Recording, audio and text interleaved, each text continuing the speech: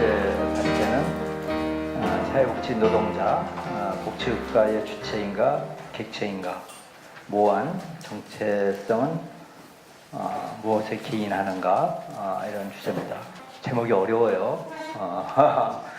어떻게 하면은 사회복지 현장에서 노동 세력을 키워볼 것인가, 이거가 이제 핵심인 것 같은데, 쭉 잘 정리를 해주셨어요.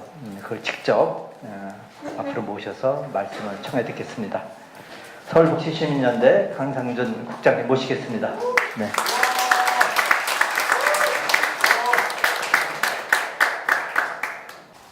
노동조합의 세력화나 노동조합의 조직원을 더 늘리기 위한 부분이 아니라 기본적으로 복지국가를 향한 우리의 관점이 어떻게 해야 되느냐에 대한 부분을 이야기하고자 하는 것입니다. 그리고 이 원고는 어떠한 그 원고들을 제가 정리를 한 것이고 제가 따로 연구를 해가지고 한 것은 아니니까 그 점 유의하시고요. 말씀드리겠습니다. 노동은 인간의 생활 중에서도 먹고 사는 영역에서 매우 중요한 개념입니다. 그리고 인류 역사가 시작된 이래로 지속된 그 무엇인데, 동물의 본능적 먹이 활동과 근본적으로는 동일한 생존 활동으로 이해될 수 있지만 인간에게는 그 이상의 의미를 지니고 있습니다. 그 이유는 노동으로부터 야기되고 해결해야 할 사안이 개인과 가족, 사회, 정부 등 여러 측면을 비롯한 모든 영역에서 상호 연결되어 나타나고 있기 때문입니다. 노동은 활동이라는 범위를 넘어서 생존은 물론 인간의 인간다움에 대한 정체성의 실현, 그리고 인간이 지닌 가치, 그런 모든 것에 있어 가장 기본적 토대가 됩니다. 육체 노동자이건 정신적 노동이건 감정 노동이건 간에 노동은 인간 그 자체의 존재의 이유입니다. 인류가 갖고 있는 상징적 활동으로의 노동은 결국 산업화와 자본주의라는 인류 역사의 진전에 따라서 종속적인 노동 관계가 확대되고 고착화되어서 노동이라는 활동의 주변부에서 갖가지 문제가 발생을 하게 됩니다.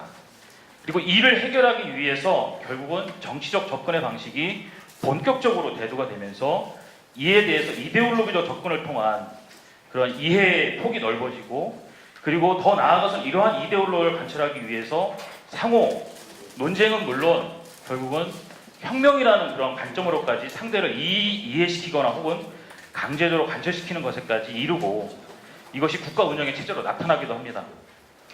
개인의 생존 활동에서 비롯된 노동이 국가의 체제로 귀결되는 이와 같은 역사적 맥락은 이에 대해서 동의를 하거나 혹은 하지 않거나 혹은 그것을 저지하거나 혹은 타협하는 형태로 그렇게 나타나게 됩니다.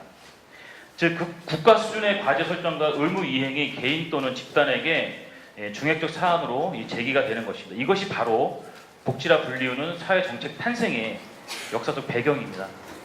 특히 이 사회보험과 공적 전달 체계에 만들어놓은 부족한 영역이기 때문에 사회서비스 영역에 바로 사회서비스 노동자, 공공영역은 사회복지 공무원들이 들어가고 민간 영역은 사회복지사들이 투입돼서 이 시장의 가격에 흔들리지 않는 국가 주도의 사회서비스를 제공해야 한다는 것이 바로 베버리지가 제안한 이 복지국가의 틀입니다. 결국 이는 대다수가 노동자인 국민의 노동권이 보장되고 이 국민들의 노동 행위가 원활하게 이루어질 수 있도록 해서 경제가 효과적으로 돌아갈 수 있도록 하는 것이 바로 복지국가의 기본 틀이라는 것입니다. 그래서 저는 이 부분에서 참 답답한 것이, 복지를 이야기하면 우리나라에서는 빨갱이라 얘기하고 공산당이라 얘기하는데 정말 무식한 사람이다라는 생각이 드는 거죠. 그러니까 결국 복지체제는, 사회정책은 이 시장이 원활하게 돌아가기 위한 이 시스템을 살려내기 위한 것이고, 이것을 처음 제안한 사람들이 바로 경제학자들인데 공부를 안 해도 너무 안 했다, 이제 이런 생각이 드는 것이죠. 다시 말하면 복지라는 사회정책은 시장 경제를 중심으로 한 자본주의 체제에서 노동의 가치가 지켜지도록 하는 국가와 국민의 역할이자 기능이고 책임인 것입니다. 그렇기 때문에 이 사회정책의 기본 틀이 바로 노동자가 일을 해서 나오는 사회보험, 그리고 거기서 나온 세금을 가지고 공공부조 시스템을 만들고, 그것으로도 부족한 영역에 사회복지 노동자들이 들어가는 사회서비스 영역, 이 세 가지가 바로 이 복지국가의 틀이고, 그리고 우리나라에서 또한 대한민국의 헌법의 명확한 헌법적 가치로 밝히고 있습니다. 시장경제 체제 하에서는 그 인간의 노동이 결국은 거래되는 상품이고, 상품의 이 거래는 결국 여러분들이 지금 보시다시피 이 자본의 논리 앞에서는 무한한 가격 경쟁으로 해서 가치가 결국은 하락될 수밖에 없습니다. 그런데 노동은 결국 이 상품의 특성과는 좀 다른 인간에 제공하는 것이기 때문에 국가가 개입하도록 해야 한다는 그러한 것을 명시적으로 베버리지가 제안을 했고 이를 받아들여서 헌법적 가치로 밝히게 됩니다.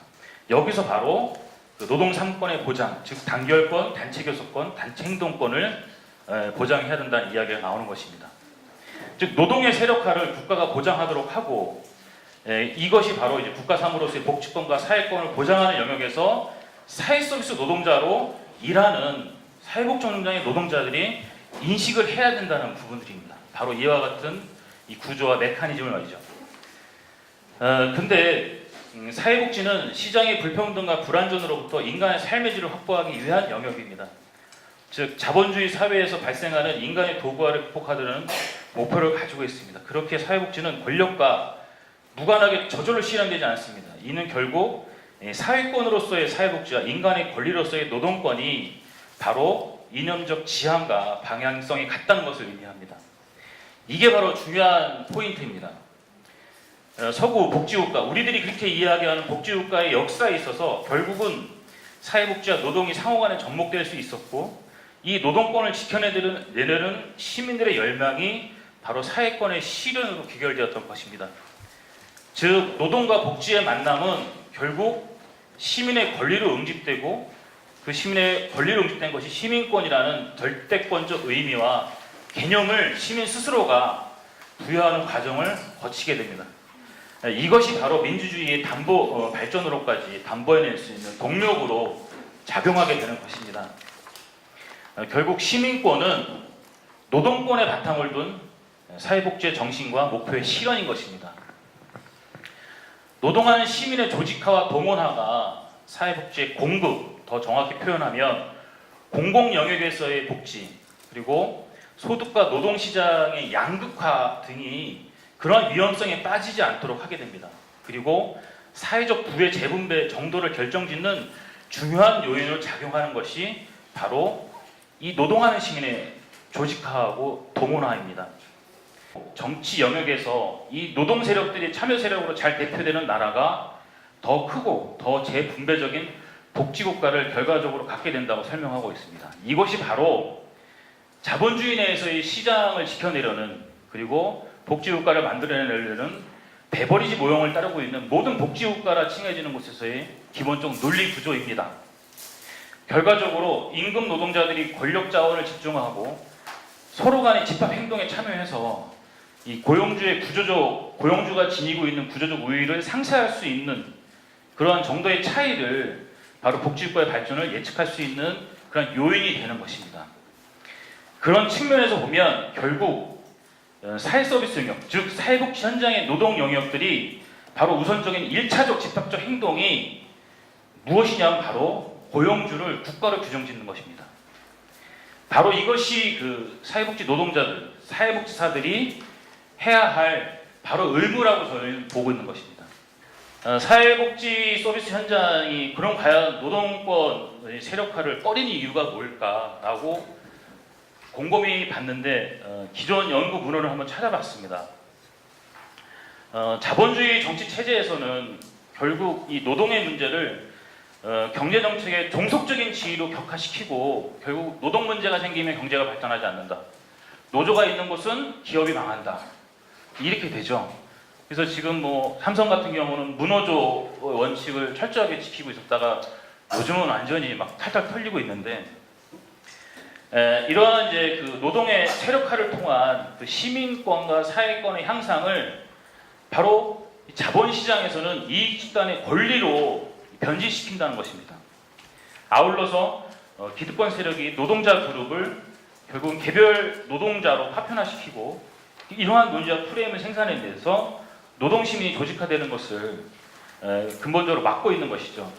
그래서 이러한 것들이 결국은 1980년대 시작으로 이제 불어닥친 세계화, 그 다음에 신자유주의에서 명확하게 이 노동의 유연화나 그걸 통해서 해고, 저임금, 파트타임, 하청노동, 파견 이러한 어마어마한 일들이 이제 벌어지고 결국은 이것이 사회복지 현장에도 11개월짜리 그 프로젝트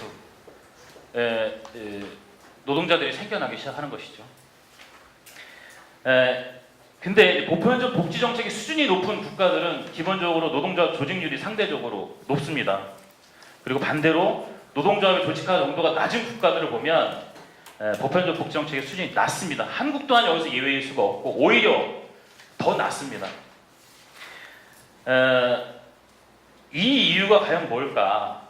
중간에 보시면 노동계급의 동원화가 사회복지의 이 공적인 공급, 그 다음에 공적인 시스템에서의 소득과 노동시장 위험을 재분배하는 그런 정도를 결정짓는 중요한 요인에도 불구하고 한국의 사회복지 서비스 현장은 왜 이와 같은 자본주의 복지국가의 사회정책 메커니즘에 대해서 왜 외면하고 있는 것인가? 정말 모르고 있나? 인식하지 않는가? 라는 노동에 대한 노점만 꺼내도 이제 깜짝 놀라고 컴플렉스를 보이고 있죠. 실업, 퇴직, 질병 등에 직면했을 경우 이 종교가 사회보험의 심리적 그리고 물질적 대안으로 기능하기 때문에 국가의 재분배 정책에 대해서 낮은 선호를 보이게 된다고 주장하고 있습니다. 그리고 교육 수준이 높아질수록 재분배에 대한 낮은 선호를 보인다는 결과가 그것입니다. 또한 소득 수준을 중심으로 개인의 재분배 정책에 대해서도 또 역시 낮은 수준으로 선호를 한다는 것이죠. 즉 종교, 그 다음에 교육 수준, 소득 수준 이것이 그 집단의 성격에 나타날 경우에는 이 노동에 대한 선호성이 상당히 떨어진다는 것이죠. 물론 이와 같은 분석이 사회서비 영역 중 국가 위탁사무 중심인 복지시설 등에 대한 노동조합 조직화 저조율을 설명하는 것에는 한계가 있습니다. 그러나 미의 연구 결과에 기대어 보면 사회복지시설을 위탁받는 법인들의 절반 이상이 종교법인이고 또한 종교법인의 학교에서 배출된 인력이 현장으로 취업하는 정말 많은 종교법인의 학교들이 많기 때문에 여기서 배출되는 인력들이 현장에 취업하는 이러한 현실적 상황이 저는 개인적으로 유효한 관계성이 분명히 내재되어 있을 것이라고 보고 있습니다. 그리고 또한 급여를 비롯한 전반적인 운영비를 정부의 재원으로 해서 법인이나 시설로 조달받는 구조, 그리고 어떤 협상이나 타협이나 이런 것이 아니라 매년 물가 인상분의 수준에서 꼬박꼬박 향상되는 임금 지급에 대한 구조, 그리고 정말 타 직군에 비해서 평균 학력이 높은 그런 인적 자원의 구성, 이러한 교육 수준과 소득 수준, 종교 등에 내재된 요인들이 사회복지 서비스 영역에서 공적 공급에 있어서 국가 책임을 강하게 주장하지 못하고 그다음에 주체 사회로서 조직화되지 못하게 되는, 즉 에스핑 앤더슨이 이야기했던 복지국가를 위해서는 민주적 계급투쟁이 분명히 그 결과 중간 과정에 있다란 그것이 우리에게는 없는 그런 모습이 아닐까라고 저는 보게 되는 것입니다. 한국 사회에서의 노동조합 조직률은 거의 한 10% 수준에서 왔다 갔다 하고 있습니다. 근데 사회복지 현장의 노동조합 조직률은 2% 수준도 되지 않습니다. 이와 같은 현실에 대해서 이미 여러 요인들이 이제 분석되어 제기되고 있지만 현 시점에서 제가 보았을 때 가장 의미 있는 분석은 앞서 제시한 그런 연구들의 결과에 비추어 보았을 때 교육 수준, 급여 수준 등의 향상, 그리고 더불어서 농도가 짙은 종교성이 바로 사회복지 현장에 녹아들어 있기 때문이라고 판단하고 있습니다. 이는 결과적으로 헌법적 가치이자 복지국가의 기본 조건인 노동권 보장의 목적에서 벗어나 사회복지가 곡해된 외도의 길로 흐르게 하는 형태를 만들어낸다고 저는 보고 있습니다. 어느 법인은 제가 그 법인의 그 상층부에 있는 분하고 이야기를 했는데 종교법인입니다. 노조가 만들어지면 무조건 위탁을 당장 포기한다라고 이야기를 하시더라고요. 그러면서 저보고 우리 복지관에는 조합원 만들 생각하지 말았다 이렇게 이야기를 하시죠. 네, 그래서 이런 그 파편화된 그런 모습들이 이러한 현상들을 보여줄 수 있는 모습이 아닌가라고 저는 좀 나름 생각을 좀 하고 있습니다. 다음 장입니다. 이 같은 관점에서 사회복지 서비스 영역 전반은 노동기본권에 대한 헌법 규범의 가치를 재인식하고 사회복지 서비스 노동자의 기본권적 지위를 보장하도록 하고 모든 활동이 헌법적 가치 내에서 이루어질 수 있도록 해야 한다고 저는 생각하고 있습니다. 이는 바로 헌법이 함축하고 있는 인간의 존엄과 가치가 노동 영역에서 제대로 구현될 수 있도록 하는 바로 우리가 지금 지향하고 있는 베버리지 복지국가 모형의 기본 조건인 것입니다. 그러나 이와 같은 논지와 맥락에 기반한 사회 서비스 현장의 노동 세력화 및 조직화 동원하는 현 시점에서 매우 취약하고 어려운 상황입니다. 그럼 과연 해결책은 무엇인가? 여러 가지 방법이 있을 것입니다. 그러나 이 자체를 해결해야 할 문제로 여기지 않는 그런 개인과 그룹이 있을 수 있고, 또 현장의 노동을 언급하지 않은 채 사회복지 현장의 발전과 진보, 정치력 강화를 언급하는 세력도 있을 수 있습니다. 그러나 저는 다시 되묻고 싶습니다. 과연 그런 관점 없이 접근이 가능한가라는 것입니다. 결국 이는 기존 복지 현장의 기득권 세력하고 결탁하거나 오로지 권력만을 획득하기 위해서 정치적 활동을 추구하는 세력과의 결탁으로 나타나기도 한다라고 저는 보고 있습니다. 그리고 대다수 사회복지 서비스 노동자들의 조직화와 세력화를 어쩌면 국회된 외도의 길로 이끌게 되는 결과로 나타날지 모른다는 우려에 빠지게 되기도 합니다. 혹은 사회서비스 노동자들의 직무나 업무에서 노동하는 시민의 세력화에 기반을 둔 시민의 정치력 강화의 활동들에 대해서 순결하지 못한 그러한 오염된 사회 행동으로 인식하도록 해서 시민과 현장을 오히려 괴리시키면 물론 시민들을 더욱 대상화시키도록 하는 것에 사회 서비스 노동자들이 앞장서도록 할 위험성이 있다라고 저는 경고를 하고 싶습니다. 복지는 개념화된 내재된 요인으로 정책적 의미와 이데올로기적 특징을 포함하고 있습니다. 그러나 이와 같은 맥락의 선상이 아닌 파편적이고 기술적인 측면에서만 사회 서비스 제공자로서의 실천 기술력만 발휘하고자 한다면 결국은 자본주의 시장 경제 체제에서 자신의 노동을 통해서 생존권을 이어가야 하는 그런 노동하는 시민으로서의 정체성을 근본적으로 인정하지 않는 자기 모순에 스스로 빠질 수 있다는 것을 망각하고 있다라고 저는 보고 있습니다. 마지막입니다. 노동하는 시민에 대해서 고용을 보장하고 노동의 가치를 보장함으로써 기본적인 생활이 가능하도록 해야 한다는 그런 정책에 대한 요구 및 활동의 운동에 이 사회복지 현장에 있는 사회복지사 그리고 사회복지 노동자들이 주체 세력으로 성장해야 한다라고 이제는 저는 이야기하고 싶습니다. 둘째는 어느 시민이나 노동시장에서 탈락을 하더라도 국가 제공하는 사회적 안전망이 작동하거나 보편적인 소득 보장 제도가 작동하여 생활이 가능하도록 기능하는 그러한 공적 영역에서의 책무성이 지켜질 수 있도록 실천과 감시의 주체가 바로 사회서비스 영역의 노동자들이 되어야 된다고 봅니다. 이는 노동시장을 통한 기본적으로 자기의 급여, 자기의 임금을 가지고 기본적인 본인과 가족의 생계가 보장되는 1차 분배의 정의가 분명히 명확하게 확보되는 것이 바로 이 복지국가 모형의 기본 조건이라는 것을 인식해야 된다는 것이죠. 그러나 1차 분배의 이런 기본적인 격차, 즉 임금의 격차가 상당히 심한 현재의 구조에서 기업의 후원과 지역사회의 선한 정신에 기반해 둔 재분배에 의존하는 그런 작은 복지국가를 지향하는 모습은 결코 저는 바람직하지 않다라고 봅니다. 물론 그것이 틀리다라는 것은 아닙니다. 그러나 그것이 과연 바람직한 우리의 지향할 모습인가라는 것이죠. 복지국가의 성공은 누구나 닥칠 수 있는 사회적 위험에 공동의 선이 아니라 결국은 국가라는 공공의 선을 우리들이 요구하고 그것에 대해 대응을 해야 된다는 것입니다. 그래서 누구나 착한 마음을 발현하고 좋은 사회를 만드는 과정은 당연히 가야 됩니다.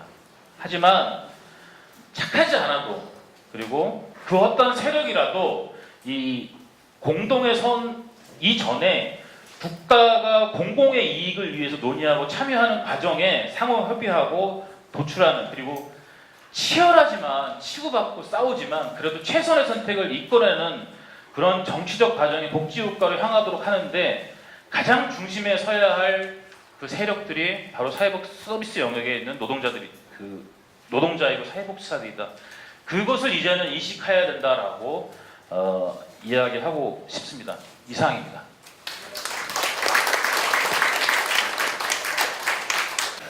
시간 관계상 압축해서 말씀하시긴 했습니다만 원고 자체는 인류 역사의 노동의 문제부터 시작해서 그것이 이제 산업사회와 또 자본주의 시대를 거치면서 어떻게 우리가 또 자본에 예속이 되고 노동이 상품화되고 이 노동의 상품에서 자유롭지 못한 21세기 우리의 모습을 지켜보면서 사회복지 종사자, 노동자들이 어떤 책무감, 또 노동에 대한 책무 이런 걸 통해서 국가 책임, 복지국가를 가는 데 있어서 중요한 하나의 역할을 해야 된다. 이런 말씀을 주셨습니다.